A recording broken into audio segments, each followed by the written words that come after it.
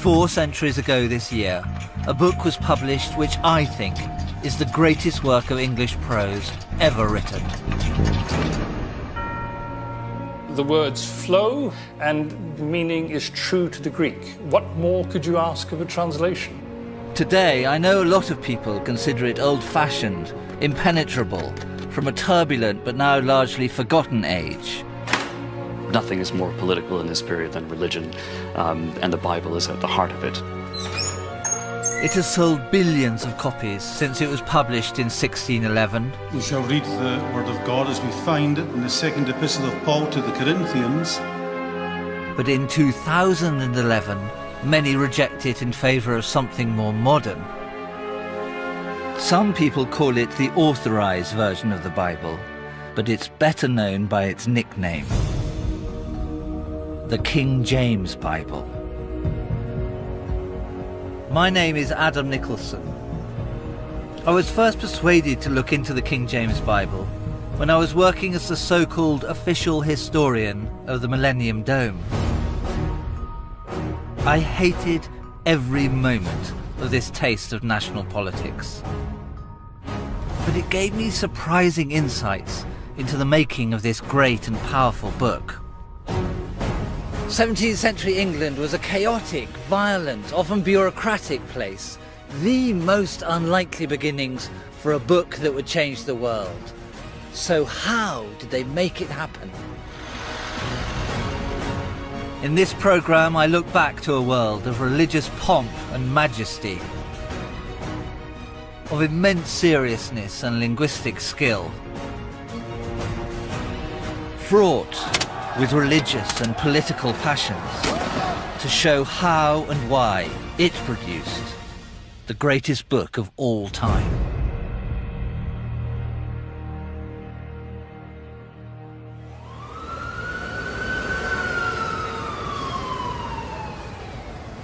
It's true, the King James Bible is an old book.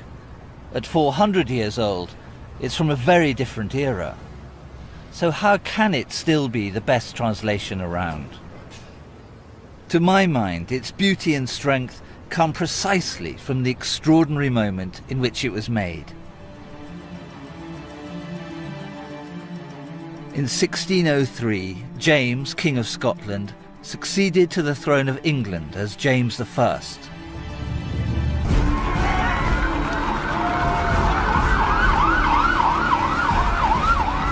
He saw this new country as a glittering jewel, a peach of a kingdom juicy with promise. At its core was the grandeur of Westminster Abbey.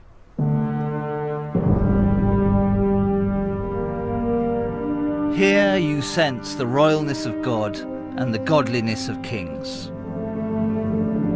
James was not just King of England. He was also head of the Church of England. He once said he had about him sparkles of the divinity, as if the clothes he was wearing were sequined with godliness. This is the heart of the Abbey, packed with English kings, and there is no doubt here that God and the crown are intimately bound together. This would have been James's dream. He saw himself as the summit of a great religious pyramid. The bishops were below him and then the priests. Together they upheld his authority in churches up and down the country. But all was not well in this royal paradise.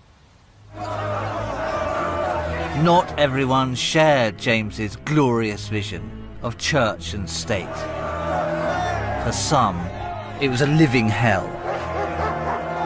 And it was out of this turmoil and torment that I believe the seeds of a great and lasting Bible would be sown.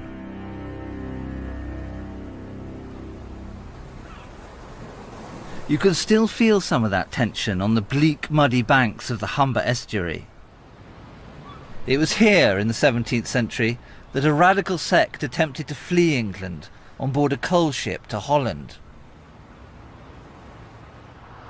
They were opposed to the established church, and so had set up separate, independent congregations.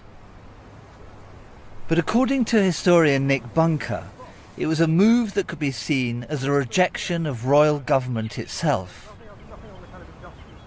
The authorities were making it quite clear to them that if they continued to function as they were with their own independent congregations, then they could expect possibly prison sentences or even worse. So they really had no alternative but to find a place of refuge somewhere else.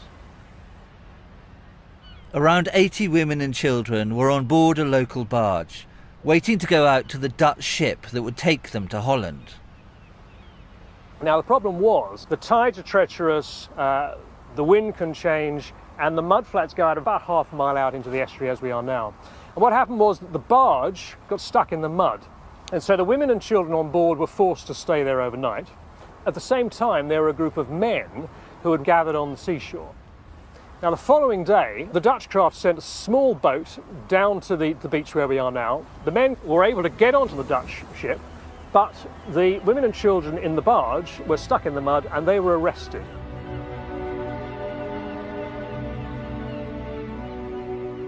So were they subversives, anti-king, anti-church? No, but they were certainly very unhappy indeed with the official Church of England. They said it was unlawful, they said it was anti-Christian. They used language that could be regarded as seditious. And by sedition I mean it could be regarded as directly challenging the authority of the Crown, which of course was a capital crime.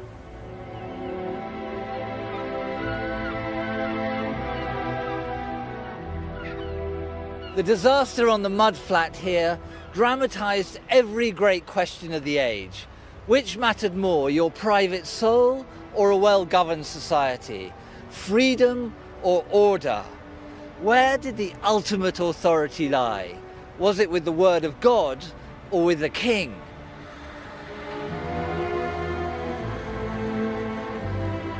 This was a religious age, deeply divided about the path to salvation.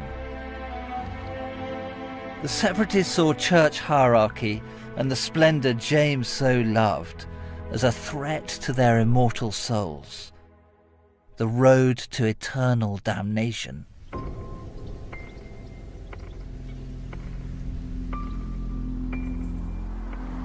They were not alone. Across the country, thousands of other Protestants called Puritans also believed the established Church of England to be in direct violation of God's word in the Holy Scriptures. I've come to the 17th century Langley Chapel in Shropshire with Stephen Tompkins. He's chronicled the history of Christianity, and this is one of England's best preserved Puritan churches. Well, this place is a perfect illustration, isn't it, of what Puritans wanted from the church. The plainness, the stripping away of all Catholicism, the stripping away of anything that might distract people from focusing on the word. And when you say Puritanism, what does that word really mean? Puritans were simply people who were not satisfied with how far the Reformation had yet come in England. Yes, they had got rid of the vast majority of what they thought of as Catholicism, but there were these still last niggling remnants. So, for example, the priests were still supposed to wear some of the traditional robes for church. People were still supposed to kneel to receive communion, which Puritans thought was a superstitious Catholic ritual. In the same way, they still had confirmation. There's no confirmation in the Bible, so Puritan says that has to go. And so you get rid of all of those kind of toys, all the furniture of religion, and you're left with the Bible. That's right. There are no ornaments to distract, no stained glass to look at. You could hardly call this an altar there, it's just more like a family table.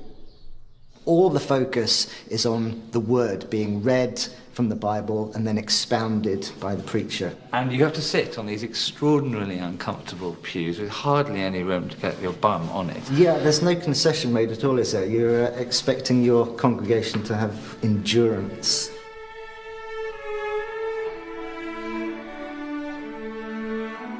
The religious divisions in society threatened to undermine James's authority as king. He desperately needed to find a way to bind the two sides together. At the request of the Puritans, he agreed to a conference where all the outstanding issues could be discussed. Better to keep the moderate Puritans on side than leave them to stir up dissent out of view. This is where the idea of the King James Bible would be born.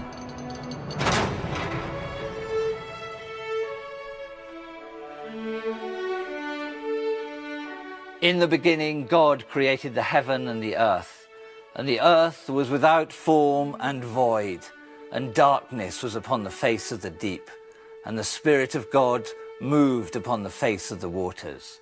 That's the incredible music of the King James Version, but try this written in 2003. First off, nothing, no light, no time, no substance, no matter. Second off, God starts it all up and whap, stuff everywhere. You couldn't really get two things further apart than that.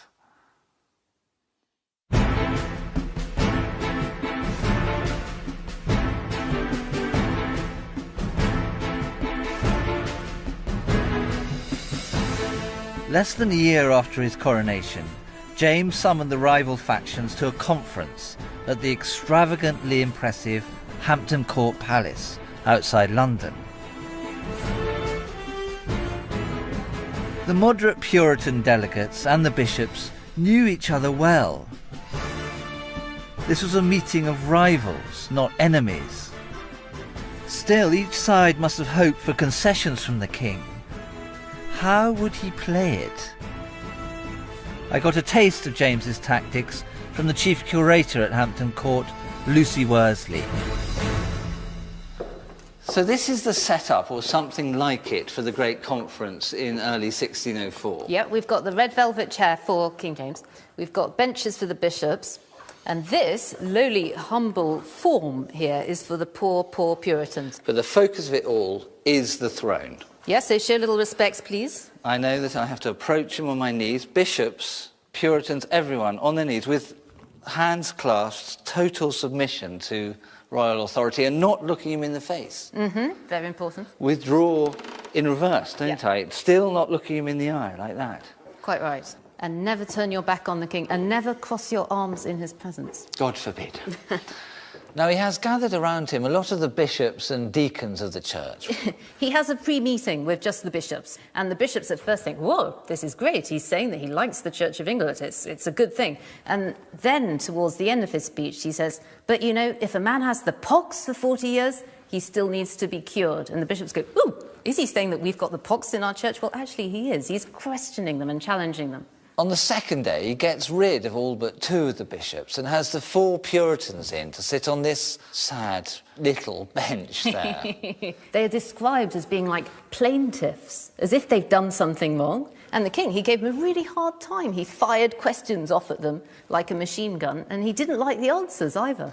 So James is being rude to both sides of the church and making both sides feel uncomfortable. Yes, definitely. He's a clever man. He's dividing and ruling. He's stirring things up. And if he doesn't like what somebody says, he'll just toss out some really crude insult.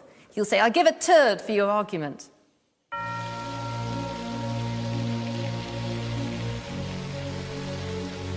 It was a very bad-tempered meeting. James was insulting bishop and Puritan alike. But I wonder if this wasn't quite canny, a sort of divide and rule by even-handed humiliation, and a tactic to keep every card in James's hands.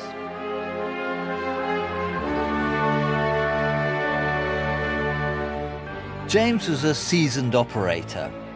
He knew that the only real solution was some kind of compromise. He wasn't going to countenance anything that threatened the backing of the bishops. But he couldn't quite afford to shut out the Puritans either.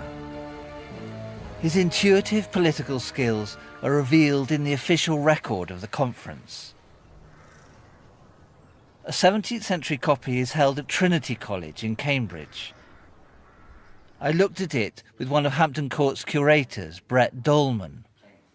I think throughout this you'll see that James is keen on discussion, but he's also keen that we don't get into the area where we are talking about reform of the church hierarchies. He very much sees the bishops, who extreme Puritans want to get rid of, as being part of the cement for his own royal authority, his supremacy over the church. It's here in this book that we see him saying on 2 occasions, no bishop, no king, which means that for him there shouldn't be any real reform, certainly not for the sake of reform. And how does the new translation of the Bible emerge from this complex political landscape? What is it that a Bible will do for him? Well, quite late on in the second day, one of the Puritans suggests that there might be a new translation of the Bible, because those which were allowed in the reigns of Henry VIII and Edward VI, he says, were corrupt and not answerable to the truth of the original. James leaps on this idea, and that's the genesis of the authorised version, right there in this account of the Hampton Court Conference. So all that's needed is a king's Bible for a king's church. Yes, James understands that a new authorised version of the Bible will add to his own supremacy and back up his view of what the Church of England should be. James wanted England to be a peaceful and balanced society and saw a new translation of the Bible as a key ingredient of that. But there was already a string of English Bibles, so why wouldn't any of them be good enough for the king?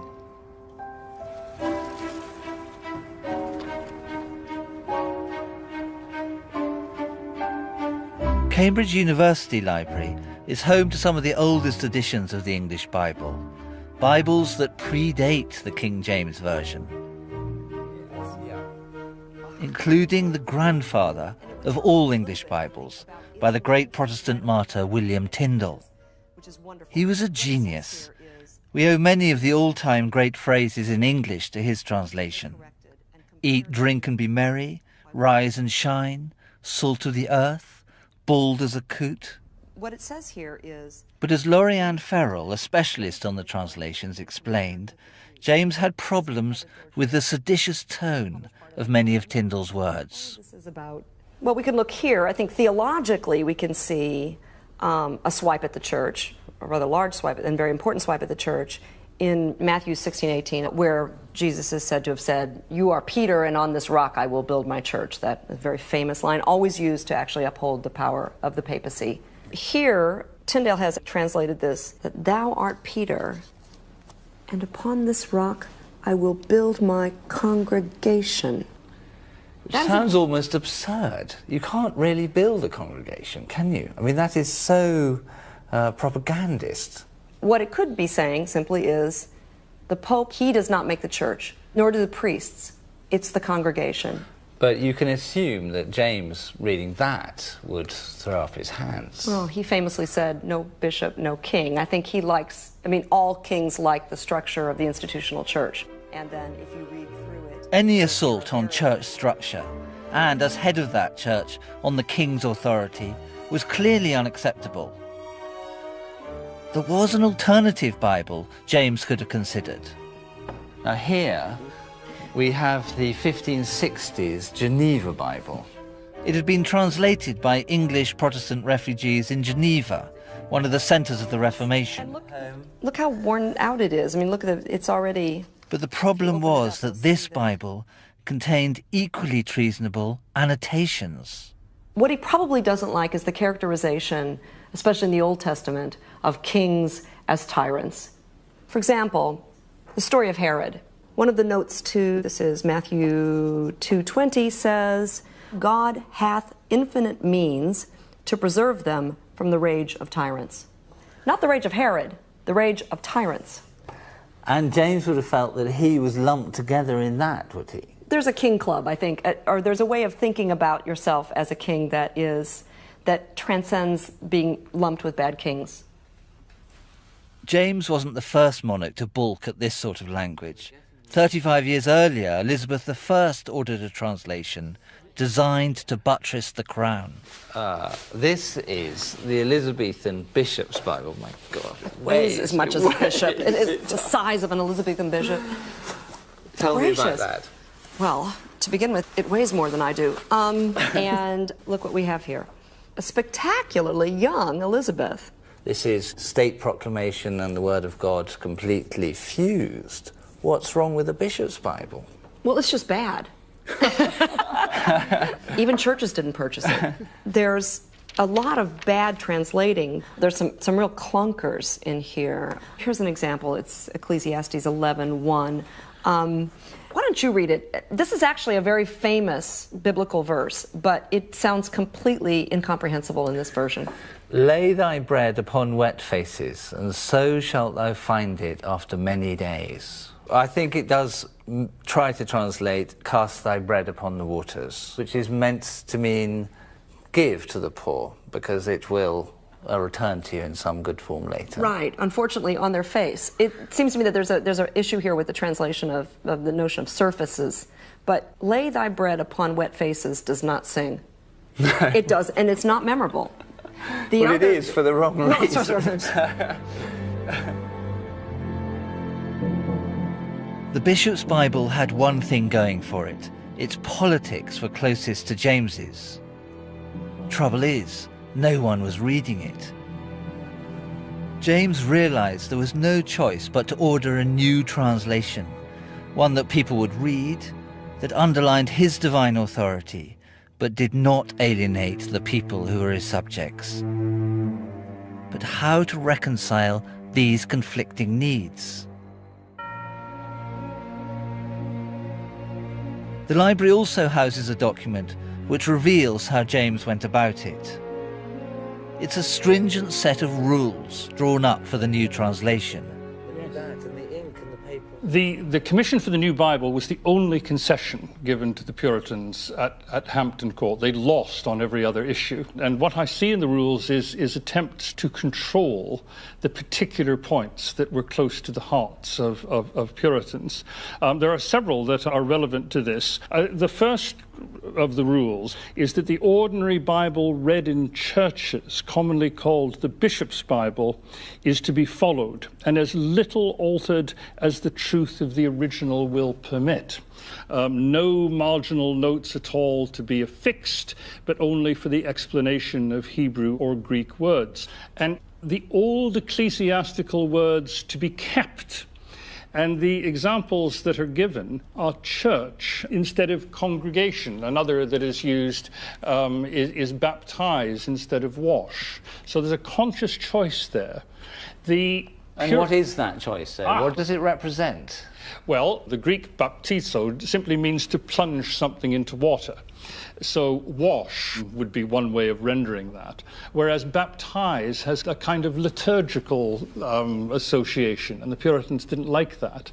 And the same is true, the word behind church, ecclesia, it simply means a gathering of like-minded people. So they wanted that translated congregation because the word church was so tied up with the existing establishment with bishops and all that they wanted nothing to do with it. So Bishop's Bible, no Puritan words, no Puritan marginal notes. Do you think the Puritans were sold a dummy here? In a sense they were, in that they were brought in believing that this was their great chance. And in the end, well, not in the end, in the beginning, the rules effectively strangled their ambitions. These early decisions about translating individual words would dictate the future beliefs of the Church of England. It would remain ceremonial, sacramental, hierarchical, very different from the Puritan model. So why did the Puritans not simply walk away? Well, don't forget, the new translation was still their idea. And they did leave their mark, as we shall see. But what's fascinating is the idea of a set of rules for what is meant to be, after all, God's own words. There's no hint in these rules of any divine inspiration, or any thought of God coming down and somehow telling the translators what to do, nor even any suggestion of prayerfulness, of people needing to be in the right frame of mind. These are the exact instructions of royal officials, to be followed to the letter.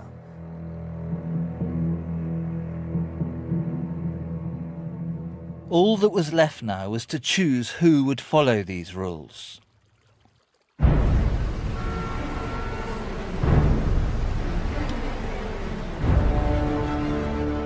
Surprisingly, James's plan was to appoint not one translator, but an entire army of them, a committee no less, of more than 50 translators.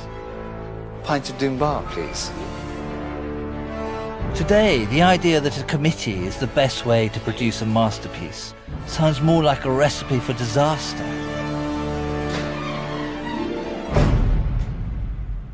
In 1999, I was given the job of writing the history of the Millennium Dome.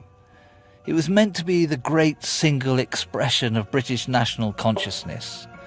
It turned out to be a second-rate mixture of funfair, trade show, and propaganda for the already rather tarnished idea of cool Britannia. It was one of the worst years of my life, full of competing egos and manoeuvring politicians, and every one of them trying to get what they wanted out of the Dome. And that was not entirely unlike James's great project for a new Bible. He too wanted it to be a grand political statement and a centrepiece of national life, and all driven along by some powerful and passionate people. Of course, the new Bible was to be about God rather than about the world. But how did the King James Bible avoid the same fate? How did it steer clear of the muddle, the mediocrity and speciousness of the Dome? How did the Jacobeans get it so right?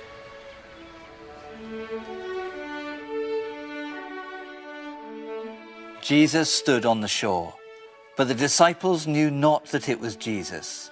And he said unto them, Cast the net on the right side of the ship, and ye shall find. Now that's a moment from the King James Version, full of the sense of the miraculous, of the disciples meeting Jesus after the crucifixion. Now this is what some 20th century translators made of the same moment. There stood Jesus on the beach, but the disciples did not know that it was Jesus. He said, Shoot the net to starboard, and you will make a catch. For me, about as much atmosphere as a 1930s bathing party.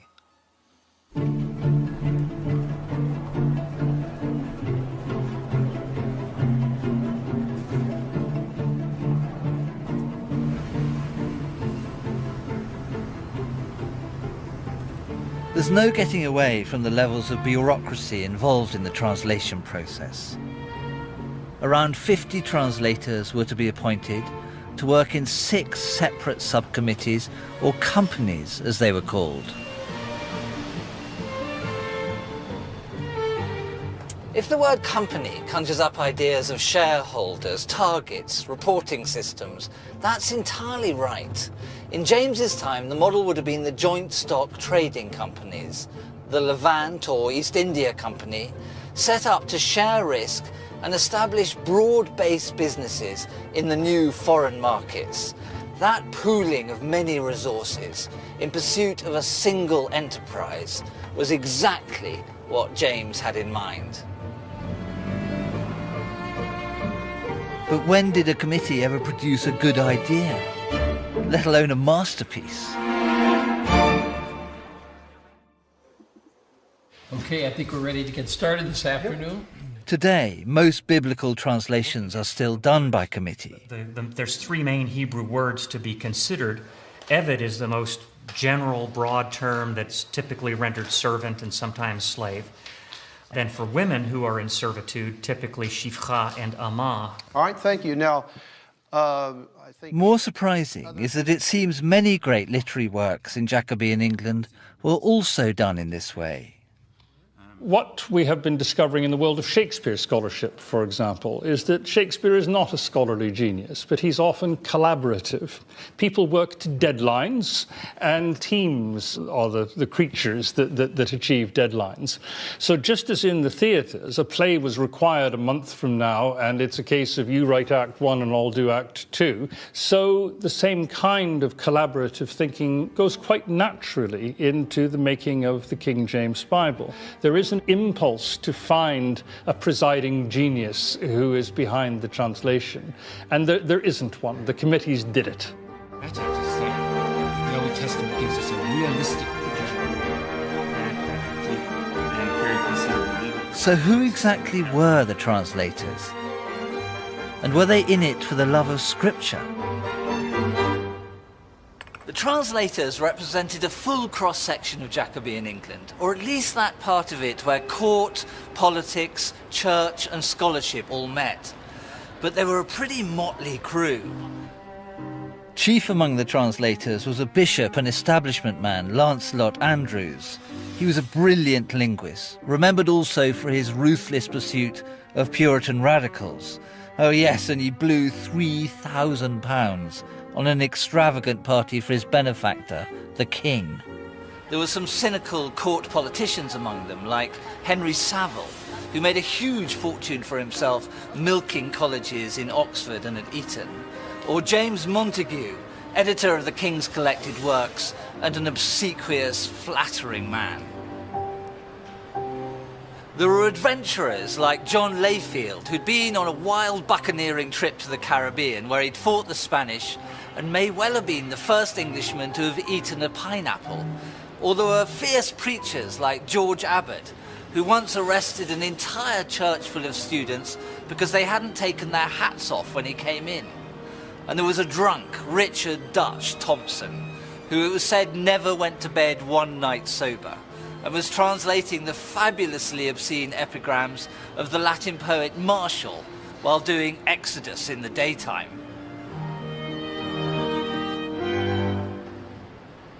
For me, one of the reasons the King James Bible is so great is that its translators were not genial cloistered clergymen in their grey V-necks. They were fully engaged with the whole width and depth of their world. And perhaps that is why the King James Bible is so good, because its translators were not.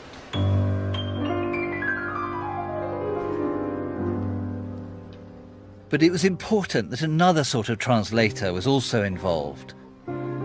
Puritans needed to be central to the process, because with them on board, no Puritan could claim that this was not his Bible.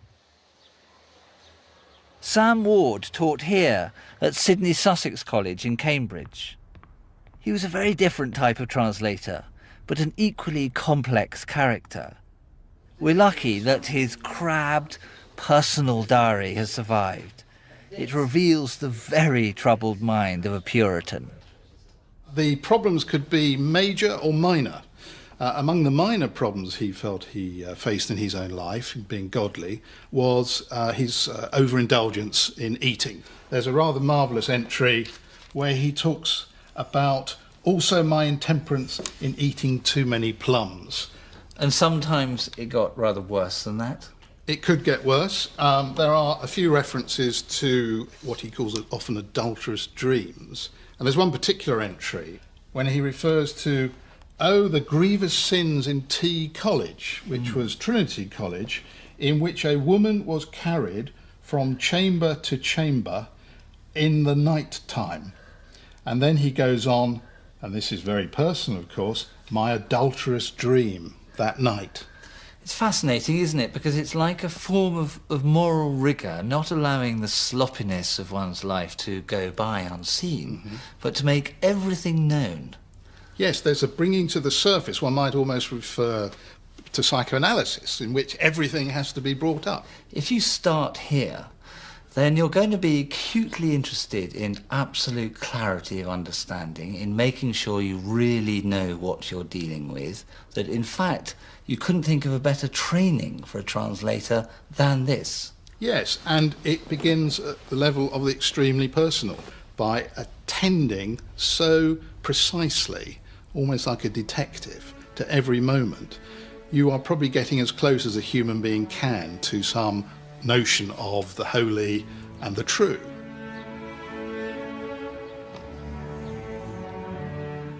For me, the essence of the King James Bible lies precisely in the coming together of these two mentalities. The enriched, supremely well-stocked mind of people like Lancelot Andrewes, and the clarifying, rigorous light of Puritanism, the fusing of the two wings of the Church of England. Considered like this, it would have been inconceivable that the project should have been put in the hands of any one individual. The only mind that could have produced the King James Bible was the mind of England itself. So what exactly did it achieve? Why is the King James Bible so great? Then took he him up in his arms, and blessed God, and said, Lord, now lettest thou thy servant depart in peace, according to thy word. A famous verse of the King James Version, full of its simplicity and dignity. And compare that to this rather wordy 18th century version. O God, thy promise to me is amply fulfilled. I now quit the post of human life with satisfaction and joy.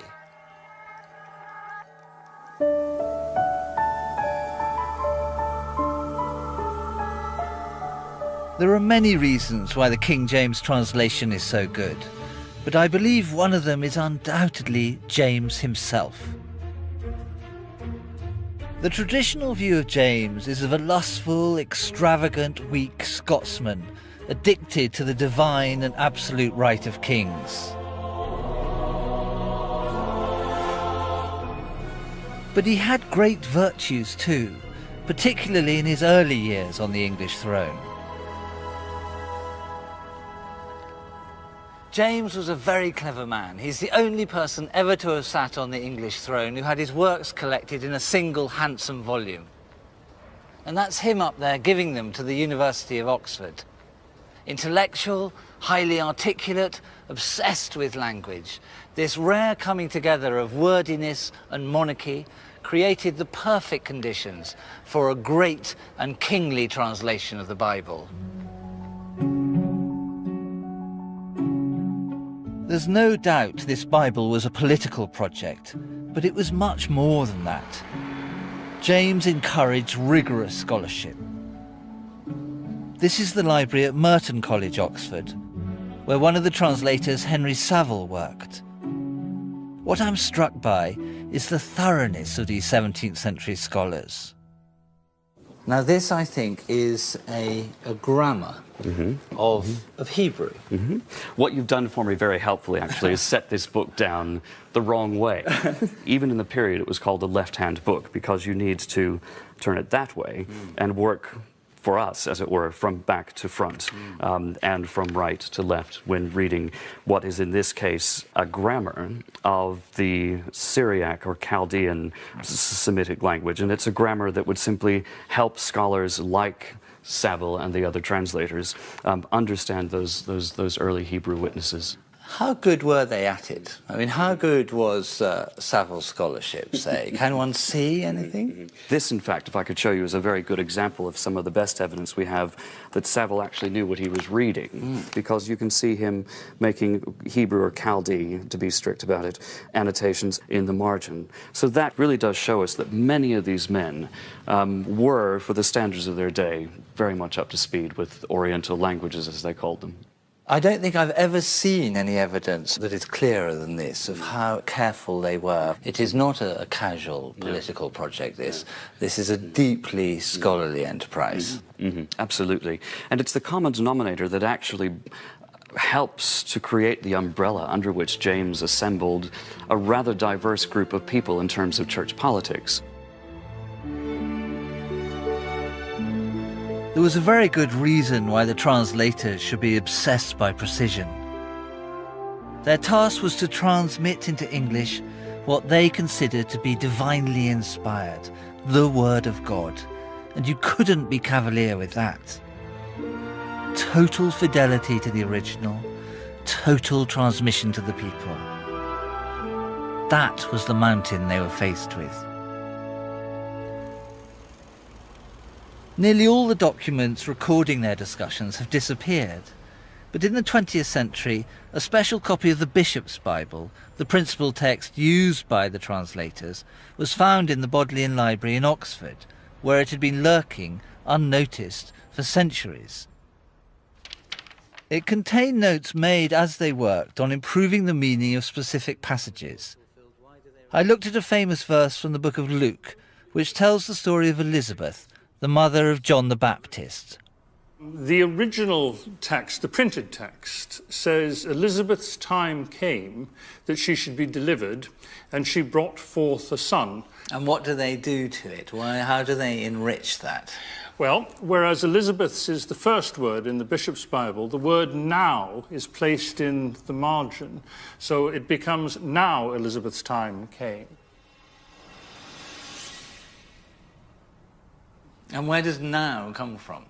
Well, it's one of those words that exists in Greek that means that the action is moving on.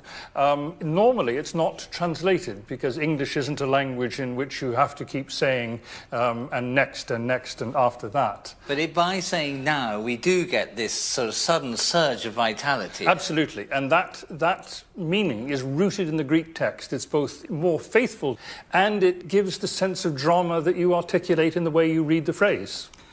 So now we have time came crossed out, and he's replaced it, well, with two things there. Yes, now the first time it's replaced with was fulfilled. And what was wrong with that? Well, nothing was wrong with it. Much is right with it, in that the Greek word pletho, as in plethora, means filled. So it's an improvement on the original text in terms of faithfulness to the Greek. But they've rejected was fulfilled and replaced it with full time came. It's a wonderful phrase, and that notion of full time is a phrase invented by these translators and is actually a literal translation because the Greek says full time. But it's also a very brilliant metaphorical thing, that it's the time of her fullness, her pregnancy, and the time of her fulfillment as the mother of John the Baptist. There is a kind of multiplicity packed in there, but without any strain. There's no straining of the language. Absolutely. So the words flow, which is what you need when you're reading it aloud, and the density of meaning is true to the Greek. What more could you ask of a translation?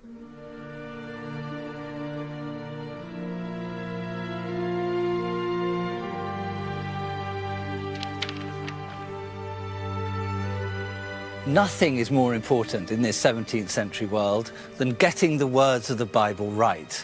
And the translators address that partly through the seriousness of their scholarship and partly through the absolute clarity of the language they use, something vital for the Puritan wing of the church. But for me, there's a third element, the thing that makes the Bible sing in these translators' hands, and that is the close and vivid attention they pay to the way the words sound. It's possible to see firsthand just how much importance they placed on this aspect of the translation. A copy of some notes taken during the final revision stage has survived. It's held by Corpus Christi College in Oxford. This is the president's lodgings in the college.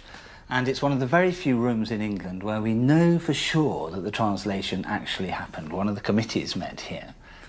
Now, the Bible that they were planning to make here was something that had to be read in church every Sunday, something which would reach the people through their ears. The ear is the key organ in this whole story.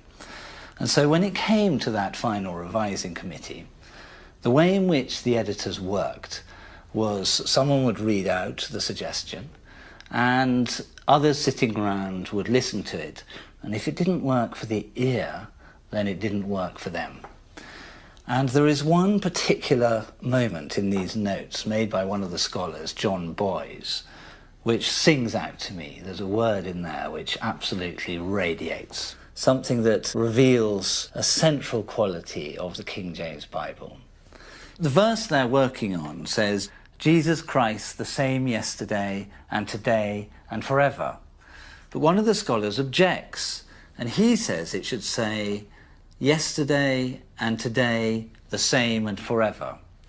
A slight tinkering with the word order, no more than that. But the interesting thing is his justification for it. And he's talking in Latin, because that's how scholars spoke to each other then. And he says, Si hoc modo verba collocentor, if the words are arranged in this way, and then he goes into a mixture of Greek and Latin, semnoteros erit hologos, the sentence will be more majestic. Majestic. It's the only time that word appears in the notes, but it is a central quality of what these men were about.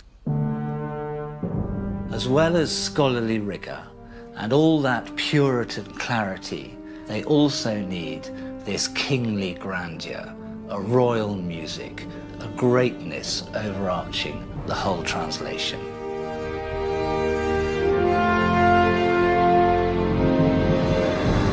For me, this sense of majesty is one of the reasons for the lasting appeal of the King James Bible.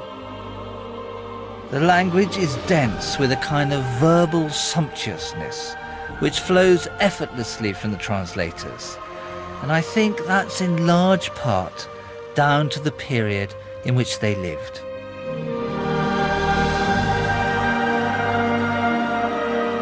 This is Hatfield House in Hertfordshire. It was completed in the same year the Bible was published, 1611, for James's Secretary of State, Robert Cecil. Its furnishings are rich and lavish, just like the King James Bible. But they're illuminated by the pure, clear light of the windows, a fusion of old and new, which is typical of the age. The Great Hall is a very, very ancient type of interior. In the early 17th century, it's more than 1,000 years old in grand English domestic buildings. But it's covered with this thick cosmetic cream of highly fashionable ornament. So you have here these two elements of the Jacobin world, the antique and the antic, as classical, juxtaposed to each other. So what is it? If you look at one of these screens, what do you get? I mean, when I look at it, I get huge substance, sort of fatness, a great dense bit of stuff. Yes, exactly. It's covered in ornament. It's a huge piece of furniture rising up, nearly 40 feet in the air, and covered in fine decorative ornament. Well, it's not exactly fine. It looks absolutely chunky to me. It's not, it's not 18th century Chippendale delicacy, is it? It's socking great bearded hermaphrodites. Yeah, well, it's a very medieval kind of classicism in the sense that it's taking classical forms and ornamenting them as fantasy. This is delighting, basically, in the opulence of the possibilities of ornament, covering every surface in carving, making everything as fussy as possible. But are they kind of engaging with all this medievalism because they think that somehow value is in the old? They do see value in the old. It's a very interesting question that we see value in novelty and we pursue it. They love novelty too, but they saw novelty as being tempered by the past, and they often reinvented the past and created novelty through that reinvention. The language of Hatfield is the language of the King James Bible.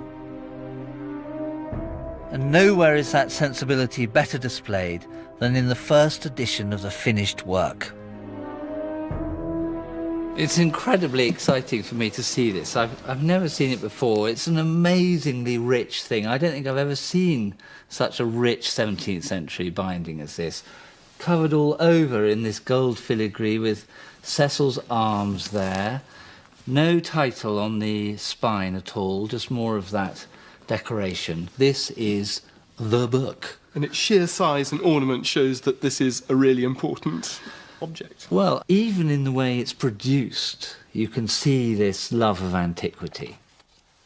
This Gothic typeface is saying, I am rooting myself in the authority of the past. It's a little bit like the Great Hall, isn't it? So you have the Great Hall as this antique element, the essential element of a great house being reproduced, but covered in other decoration and made to look up to date in other ways. Now, if we turn to particular passages, I think you can see how some of these qualities come through in the way they translated the text itself. Now, this is a famous verse. When Tyndale translated that passage, he wrote, "Now we see in a glass, even in a dark speaking. but then shall we see face to face. Well, it's very difficult to know what that means, but when the King James people took it up, then they wrote, "For now we see through a glass darkly, but then face to face." Much simpler, much grander, much more godly, in fact. It's beautifully clear language, isn't it? It's clear, but it also has this slow, majestic music running through it. And I think something of the things that we see in this house, a kind of displayed grandeur, an absolutely overt, majestic quality to the spaces, that's in that language too. This is a very nice idea that somehow the house expresses the same ideals, celebrating its royalty, regality, power, and also at the heart of it, the link of the church and state, the godliness that this Bible expresses.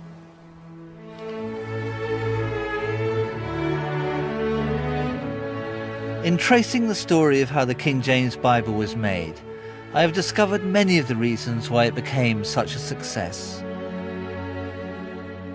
The precision and rigour of its scholarship, the richness and depth of meaning in its words, the sheer music it brings to the listener's ear. But these achievements alone do not explain why, for over 4 centuries, English speakers have continued to choose this translation above all others. What is it about this version that has such a long-lasting appeal?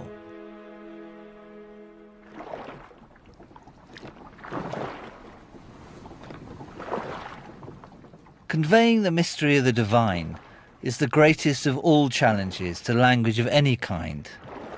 The unfathomable nature of God and of the ultimate facts of existence are, by definition, unreachable. So when life deals its heaviest blows, where do you turn? Not long ago, I was talking to a fisherman whose son had died here off the coast of the Outer Hebrides. He was just 24. His father told me to read Psalm 77, saying in effect that I would find there everything he could ever think or feel about what had happened. Will the Lord cast off forever, and will he be favourable no more? Is his mercy clean gone forever? Doth his promise fail forevermore?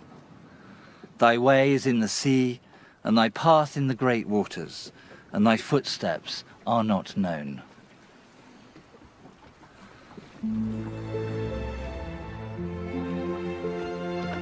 These words aren't about consolation or the muffling of experience by religion. They're a statement of the cruelty of life and the unknowable purpose of God's universe. There is something miraculous about this. A poem written in the Near East in the Bronze Age, translated in England 400 years ago, still embodying some of the deepest and most powerful meanings that human beings can summon.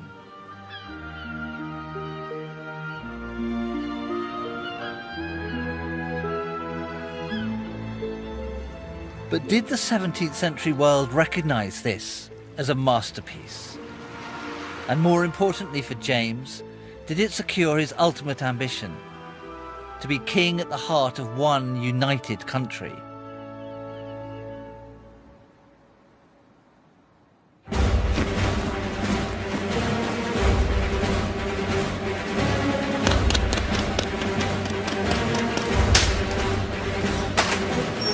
There must have been high hopes for the King James Bible when it was finally published in 1611, but it turned out to be a spectacular failure. The actual printing of the Bible was something of a disaster. Numerous inaccuracies crept into the text at this stage. This is a page from an edition published in 1631, which was called the Wicked Bible, because the printer left out rather a crucial word from the 7th commandment, and it now reads, "Thou shalt commit adultery."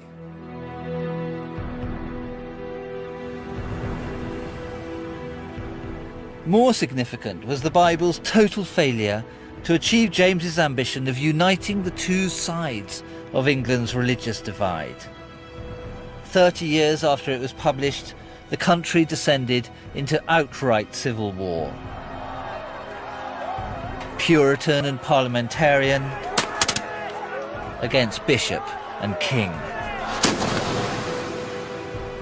James's son, Charles I, was beheaded. England became a republic with no place for a royal Bible. It was left gathering dust. So the question is, why did its fortunes change? Today, in most Anglican churches, such as St Margaret's, the parish church of the Houses of Parliament, you will find the King James Bible. At the end of the Civil War, and with the restoration of the monarchy, everything changed. The King James Bible became revered as something from before that age of violence and trauma. It stood for monarchy and continuity, a symbol of a kingdom that had always been God's country. It was this that finally allowed it to unite everyone, from radical Protestant to those in love with ceremony. It set the basis for today's Church of England. What's more, it entered the consciousness of the nation. Week after week, decade after decade, for century after century, this book was read in church, at school, at home. Its down-to-earth vocabulary fed our love of the real and the concrete. And the way in which it was written meant its listeners were always at home with the grand and the visionary. For me, the ability to keep both feet firmly on the ground while aspiring for something beyond ourselves represents the best of us as a nation. And I would say that long exposure to the language of the King James Bible is responsible for much of that. But what of James himself? What would he have made of his great legacy? For a king who thought of himself as sparkling with divinity, this is a pretty modest little plaque. But maybe James could console himself with the idea that the Bible he commissioned is his real and lasting monument. It became the most important book in the English-speaking world, perhaps the greatest book ever written in English.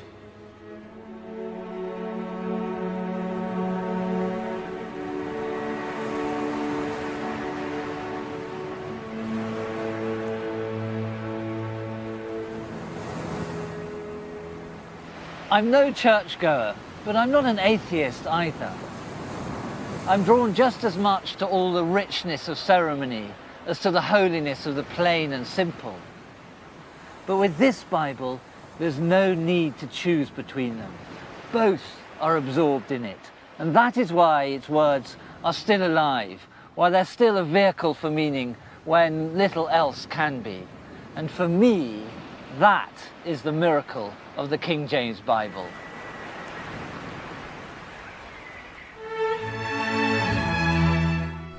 Coming up this evening, Books on the BBC continues with a celebration of half a century of a groundbreaking novel. Andrew Smith heads to Alabama next to mark 50 years of To Kill a Mockingbird.